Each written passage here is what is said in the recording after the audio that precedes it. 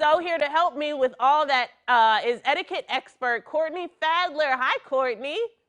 Hi, Ashley. Thanks for having me. No problem. Now, are there any etiquette tips for while we're at the airport actually waiting on our flight that we should start adhering to? You know what? That's a great question because so many people focus on the etiquette, actually on the plane. But really, that etiquette begins the moment we walk into the airport doors. And I think some of the biggest offenses we see are people who are late and in a rush, right? And so they're trying to get to the gate as quick as possible or trying to get through security as quick as possible. And so, for those of us who see somebody who's late, it's great for us to have a little grace. And if they're asking maybe to go in front and we know we have some extra time, it's great to grant that. But for those of us who are the ones running late, just remember other people have a time schedule as well. And so even though you mean well, if you really need to get somewhere in a hurry, best just to ask somebody at the airport for help rather than asking the people in front of you and risking inconveniencing them. Now, this hasn't always been a problem, but it's 2022 and people are kind of getting a little crazy in these airports. What do I do if I witness an argument on a flight or feel like someone's being rude to me? Is it okay or is it against the travel etiquette to kind of whip out my phone and just start recording or, how does that work? We, you're right. We are seeing a lot of that these days. And the best course of action, the best way to do this and to make sure that you're removing yourself from potentially becoming part of an etiquette faux pas or a problem, in the end, is that we want to consider, how our actions and instead we want to enlist the help of someone else. So the best thing you can do on a flight is just to immediately flag that flight attendant and have them come. They can diffuse the situation. That way you remove yourself from it. Potentially you help out two parties who are unable. I was just on a flight recently where two people were arguing over a seat and it went on for, 15 minutes, holding up everybody in line behind them, trying to get on the plane. And it could have been diffused so quickly if they had just flagged the flight attendant who then noticed what was happening and came over and quickly handled the situation. So the best way to do that really is to flag somebody else. Now, what do you think about reclining your seat? Okay, we always have those people who kind of want to get comfy, which I can't blame them. And my dad is like 6'3", so now he has vowed to only fly first class, where he can, relax and not really worry about that. But what about everybody else? I love that. If we all could just vow to fly first class, that sounds great.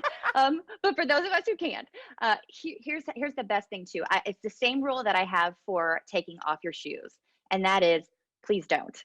So when it comes to reclining, even when you're turning around and saying, do you mind if I recline? Well, you're putting that person in an awkward position because they probably don't want you to recline, but maybe they're being polite and they say yes. So we're all kind of stuck in this together, and the most considerate thing to do is not to recline your seat and to keep your shoes on. And here's the caveat. Unless you're on, an international or overnight flight where it's clear people are going to be sleeping, it's during that time and people need to. In that instance, people understand that a recline is going to happen, but wait until that food service has been finished so that people can put their trays up.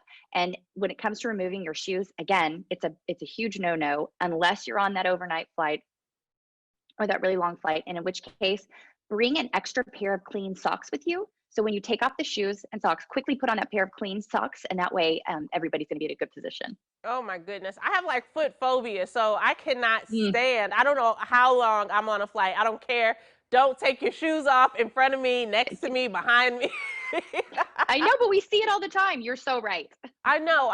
Now, what should we do if a kid is behind me, just like kicking my seat, really disturbing my flight experience? Is it okay to talk to the parent? Or I wouldn't suggest talking to the child because that's someone else's child. But what about the etiquette of all of this? Where do we stand?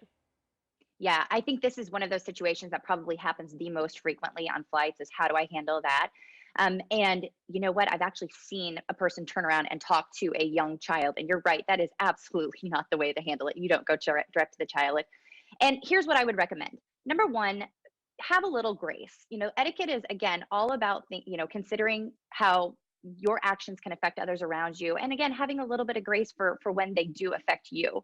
So if it's not that big of a deal, try just to maybe just manage it for the short flight that you're on.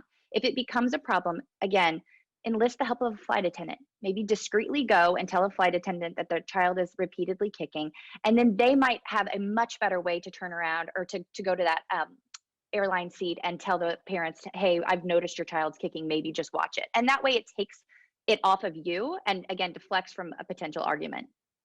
That's good. That's a good tip. I've had to do that in a movie theater once.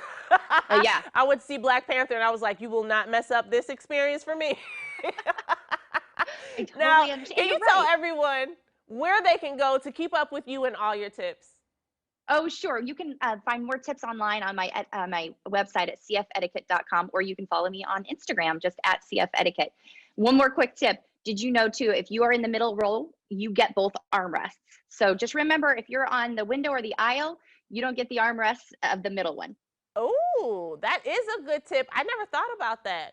That Yeah, might change the way some people are thinking about sitting in that middle seat if they get both that's right. armrests. All right. Thanks, Courtney. Thank you so much for being here.